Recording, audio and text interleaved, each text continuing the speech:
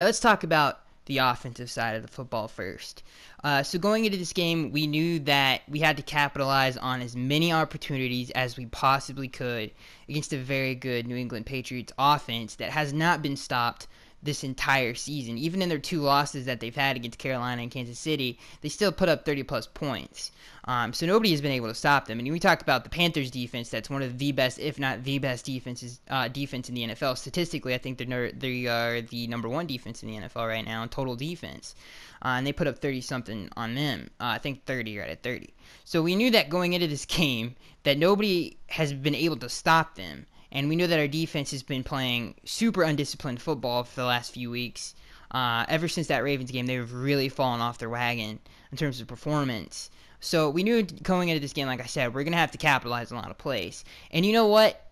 All things considered, obviously old demons came back to haunt us in this game in terms of really the things that have hurt us all year really came into play and were a key factor in this football game.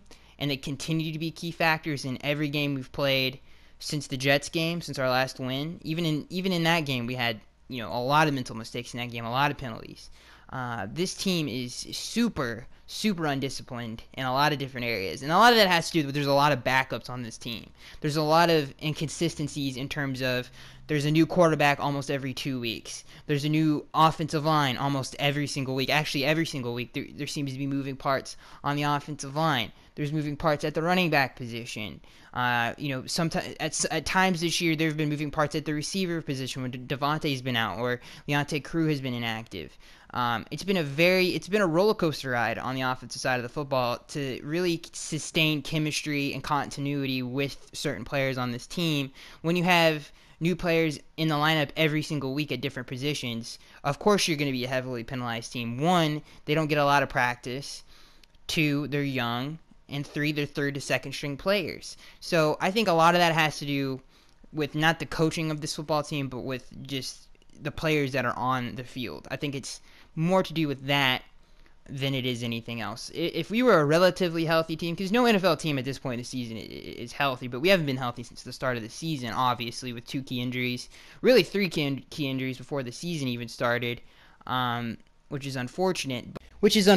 But when you look at this team and what is, again, obviously staying healthy has really hurt this team. But in terms of starters and what needs to change in the offseason and things that, the front office overlooked that have just killed us all season long is the guard position. Obviously, Adam Gase is infamous at this point. Chris Greer, infamous at this point for overlooking the guard position, thinking that they could, really make this offense work with just about anybody at that position, which has just been a huge mistake by them. Because now we're going to be down 2 guards in the offseason that we need to replace, and that's obviously going to take away from players that we could take in the draft to help other positions. So it's just been another trash fire in terms of players not being healthy, players not playing up to the standards, young players not really expanding on their game in their second season. On offense, it's just been a very, very disappointing season. And like I said, some of the things that lost us this game, turnovers really killed us in this game. We talk about Kenyon's fumble, we talk about Matt Moore's pick on 1st and goal, that if we get any points there, it makes it a 1-possession game. Would have made it either a 13-21 game or a 17-21 game. I mean, that was huge. That was a killer. Really stared down Devontae Parker. Devontae Parker clearly didn't win on his route. He throws it anyway. It's an interception. Again, another boneheaded play by this offense. Another undisciplined play by this offense. Not understanding the look and still throwing it anyway. A lot of people, obviously you see the stat the Patriots sacked Matt Moore 6 times. Some of it was pass protection, and then when you look at it some of it was pass protection, some of it really wasn't. And again, this is something that this team has struggled with for many years, not just this season, but checking their pass protections and making sure that they execute them. Again, a lot of young players on this team, but failed to really do that in this game. They sent a lot of blitzes at us, which is not something that they do at a high clip, but obviously at halftime they really adjusted, and that's when most of their sacks came in. But we really struggled to check into the right protections. I thought there was a couple times where obviously there was a couple times where people were coming in free, and Matt Moore had time to get rid of the football. He tries to make a move, and obviously he's not the fastest, biggest guy in the world, and that's not going to end well for him. So again, a lot of boneheaded plays in this game. This game, for all the bad in this game, and for all the bad for this entire season I think at this point we're at a 5-game losing streak. I thought for what Adam had to work with, when he talked about he had Matt Moore at quarterback, he had Sam Young at right tackle. He had Jesse Davis at guard. Jesse Davis has been a pretty good tackle when he's been able to put, but at guard he's been terrible. You talk about, he has a second-year running back, Kenyon Drake, who hasn't got a lot of playing time in his career, as basically the starter for most of that game. For what he had to work with a third-string quarterback, a third-string running back, a second-string tackle, an inconsistent receiver in terms of Devontae Parker, and that's not Adam's fault. I mean, he didn't draft him. He wasn't here before Devontae Parker was inconsistent. So he's had to deal with a lot on this offense, and for us to perform the way we did at Foxborough, if it wasn't for a couple of mental mistakes, that game could have been different. Would we have won the game? Probably not. Would have the score been a lot different? Yeah, because we were able to move the ball on this offense. I loved how the game was called. I loved the game plan going up to Foxborough. I thought we were productive, but again, a lot of self-inflicted wounds in this football game from a very undisciplined Miami Dolphins football team. All right, let's talk about the defensive side of the football. Again, same thing with the offense. Really the same things that have plagued us all season. Of course, the Patriots are infamous. Their game plan changes week to week. They attack your weaknesses. They exploit them as much as they possibly can, and that's obviously their game plan, and that's how they are one of the more consistent teams in sports history. And they did that in this game perfectly. Obviously, at times we have been leaky in the running game, and they took advantage of that with Dion Lewis, who had a very good game against us.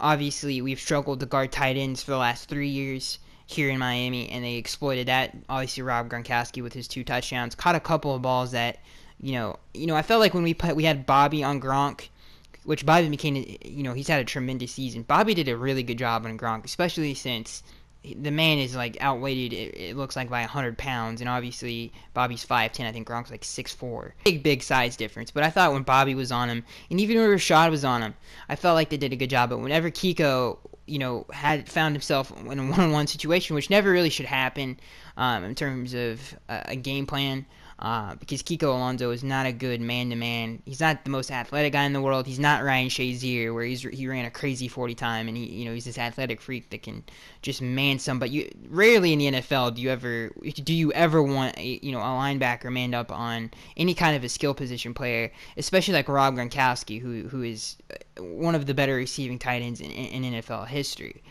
So we should have known that going into this game to as much as we possibly could have, keep Kiko Alonso off the running backs and off the tight ends, and just let him look at the quarterback and play zone coverage, and it just, it didn't work out. Obviously, Kiko Alonso has struggled in man-to-man all season long, and it continued in that game, giving up, one of the touchdowns to Gronk, and has just really struggled with tight ends all season. They were able to find that. Obviously, they exploited another weakness of this defense, which is setting the edge, especially in the running game. And even in the passing game, in the pocket, we do a really bad job. We let quarterbacks, either step up and around our defensive ends or just completely go around them. Which is crazy because of the talent on this defensive line. But that was Brady. Brady's Brady. He's probably the best quarterback in NFL history in terms of navigating the pocket the way he does. But with this defensive line, I expect better play out of them in that situation. But we really have struggled all season long in setting the edge on any kind of an athletic player at all. Like our sideline to sideline speed is in question a lot of times on this defense. When you think about some of the bigger plays in the NFL, or excuse me, in this season against our defense, they call it multiple plays on the edge, that just completely outran our defense, broke contain. There was no contain at all in this football game with our defensive ends, which is a weakness of this defensive line since Andre Branch has been in and out of the lineup. William Hayes didn't play in this game, obviously, so that had a huge effect on this defensive line. It was more along the lines of the 2016 Miami Dolphins D-line, where we just weren't athletic enough to contain anybody or set the edge or get out there and make a tackle up front, and that really hurt us in this game. Charles Harris, he doesn't struggle with athleticism. He just struggles with physicality. There was a couple times where he disengaged off a block late and almost caught a couple of people because of his athletic ability. But at this point in his career, he's just not good at setting the edge from a physical standpoint. He's just not physical enough or strong enough. He needs to get stronger in the offseason, maybe put on some weight. I don't know, but that's something he struggled with in Mizzou. Same thing in the NFL. Obviously we knew that when we drafted him. He's pretty much a pass rush specialist at this point in his career. But again, that's something that this defense has struggled with. This defense, in the linebacker position especially, is going to be better, obviously, because of health issues on this team. But it definitely needs to be revamped again. Kiko Alonso obviously got the big contract extension in this offseason. But we definitely need to take a hard look at that because of his performance this season. There's been multiple times this year where he's been exposed in coverage, whether that be a busted coverage zone or that be in man-to-man. Kiko has really struggled in coverage all season long. That needs to be looked at, obviously, because of the money that we're paying him. I think Kiko can be a good player, but I think he needs better people around him to be a good player, and we just don't have that right now. In terms of a linebacker core, Lawrence needs to get off the team. I don't want him to be back after this season. I think he's quit. I don't know if he's quit or he's just his performance has just fallen off since the start of the year. He made a couple good plays, but he's a 2-down guy, and he hasn't really impressed me this season. Stephon Anthony, when he came in, I felt like he did a pretty decent job in coverage. There was a couple plays where Brady tried to throw in zone coverage, but Stephon had pretty decent coverage on the play, which made it kind of an inaccurate throw because of his presence. Nice to see, a player like he looked pretty athletic out there when he was out there. But other than that, again, some of the same things plaguing this defense. A lot of busted coverages in this game, a lot of them. There were people wide open on deep in cuts that just blew my mind. I don't know how Cooks was open multiple times on pretty much the same route. Same thing with Philip Dorsett. Not all of it was off of play action, but again, the middle of this defense continues to be exposed from a coverage standpoint. There's a lot of rookie mistakes on that too, like Cordrea letting the receiver run across the formation. Now, I think that was a mistake on his part because there was nobody. He had no help inside. I have no idea why he did that. Seemed to me like it was a rookie mistake. Again, there was a lot of mental mistakes on this defense. But I think this defense, in terms of the secondary, has a very bright future. Cordrea Tankersley, he's a rookie. He's going through these trials and tribulations that he will go through, but he's gotten a ton of playing time. Unlike Xavier Howard in his first season, he's going to be better next year, and I think he has a bright future. Bobby McCain. We're having a terrible year, but if you can, obviously we made the playoffs last season, but Bobby did not have a good year last year.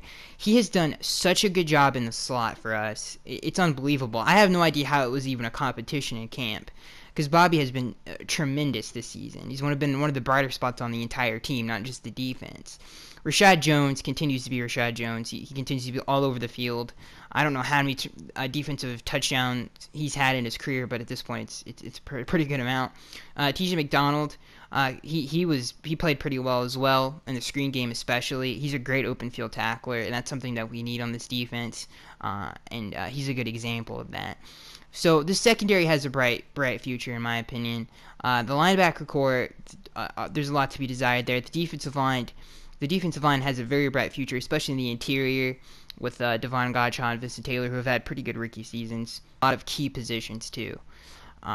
There's just a lot of things that need to be tweaked here and there, and health is a big issue. I mean, when you talk about Tony Lippett, who's coming off a 4-pick game, he's a super young player. I think this would have been his 4th season in the NFL, and he's coming off a 4-pick 4-pick year going into this season, and then you think about Raekwon McMillan, who we had high hopes for, who we picked in the second round. This defense is going to get better, and it's going to get healthier. So I'm not concerned about it all that much. But again, some of the same things really hurt us in this game.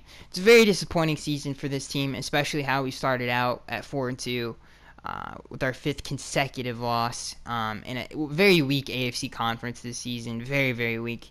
I think 9-7 is probably going to get you into the playoffs this season, and it's unfortunate that this particular year, this team went through what it did, and now we find ourselves in this position. But it is what it is. Let me know what you guys saw on game day.